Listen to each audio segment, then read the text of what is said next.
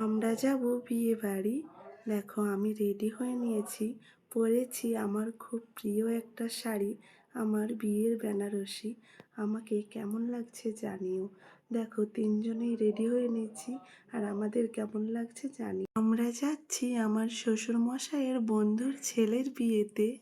আমাদের নিমন্ত্রণ রয়েছে ছেলের বাড়ির দিক থেকেও মেয়ের বাড়ির দিক থেকেও।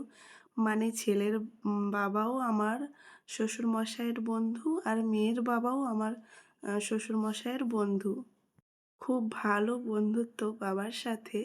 যেহেতু মেয়ের বাড়ি থেকেও ডেকে গিয়েছে, তার জন্য মা চলে গিয়েছে বিকেল বেলায়, আর আমরা যাচ্ছি বরযাত্রী হিসেবে।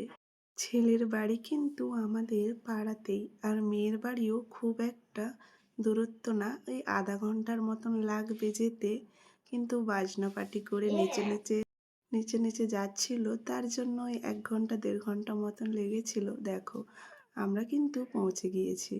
জানো তো, অনেক দিন পরে একটা বিয়ে বাড়িতে গেলাম।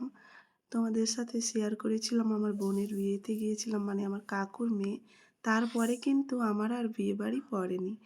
এই এলাম আবার একটা বিয়ে বাড়িতে, খুব আনন্দ করেছি। পৌঁছে গিয়ে কিন্তু একটু স্টলে খাওয়া দাওয়া করে নিয়েছিলাম। তারপরে হাজব্যান্ডকে বললাম কিছু ছবি তুলে দাও। ছবি টবি তোলার পরে মনে এলো বিয়ে তো শুরু হয়ে গিয়েছে। তারপরে এই যে বিয়ে দেখতে চলে এসেছিলাম। দেখো এখন হচ্ছিল মালা বদল, তারপরেই কিন্তু সিঁদুরদান, আর সিঁদুরদানটা খুব সুন্দর হয়েছে।